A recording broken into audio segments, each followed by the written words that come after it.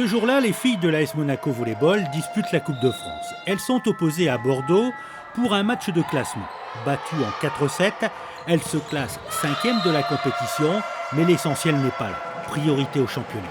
Aujourd'hui, sur les deux matchs, moi ce qui m'importait, c'est de voir le fond de jeu de mon équipe, les individualités d'un point de vue technique, mais je sais que ça ne sera pas la même chose quand on va jouer notre montée en élite. On a beaucoup appris ce week-end et je pense qu'on va beaucoup taffer sur les manques qu'on a eus durant nos deux matchs-là et on va revenir encore plus fort. Et je ne me fais pas trop de soucis parce que collectivement, on a vraiment une bonne équipe et un bon esprit, donc ça va le faire.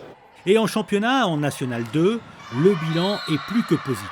Les féminines de la SM brillent. Elles ont réalisé un parcours parfait au cours de la saison régulière. Les statistiques parlent d'elles-mêmes.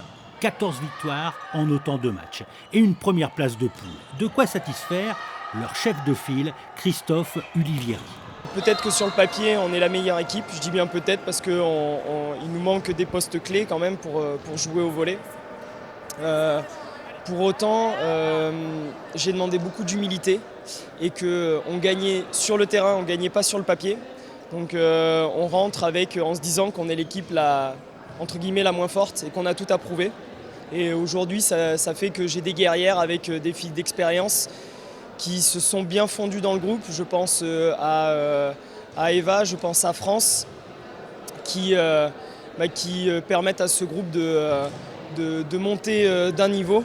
Et des filles qui se mettent vraiment au service du collectif. Et je pense à une Caroline, à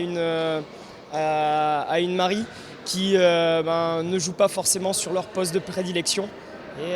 Et ça donne une vraie atmosphère saine. Et c'est le plus important pour aller chercher des victoires dans des batailles qui vont être difficiles. Conséquence, les volleyeuses monégasques accèdent aux play-offs et peuvent rêver plus grand, même si cette qualification pour les play-offs était attendue. On a le collectif pour et on visait la montée dès le début de l'année, donc oui, après on se bat et on est prête à progresser encore, mais bon, on est là quoi. C'est quoi la force de l'équipe ? Le collectif. Collectivement, on a un très très bon esprit et on reste tout le temps ensemble, dans la défaite, dans la victoire, on lâche jamais rien. Tout au long de la saison régulière et en Coupe de France, les filles ont su renverser la hiérarchie. Elles ont su imposer leur efficacité contre des équipes d'un calibre supérieur. Les raisons ? Une équipe soudée et polyvalente, idéale pour emmagasiner de la confiance et de se donner de l'envie pour mener à bien l'objectif fixé en début de saison, à savoir la montée en National 1. On est sur un effectif de 8 joueuses, dont une libéraux, donc j'ai qu'une seule remplaçante. Par contre, toutes les filles sur le terrain, hormis deux joueuses qui ont des postes vraiment bien définis, toutes les autres peuvent alterner, peuvent switcher et c'est une faiblesse parce que j'ai pas plusieurs changements, mais j'ai une force, c'est que mon équipe, toutes les filles savent jouer au volley fondamentalement.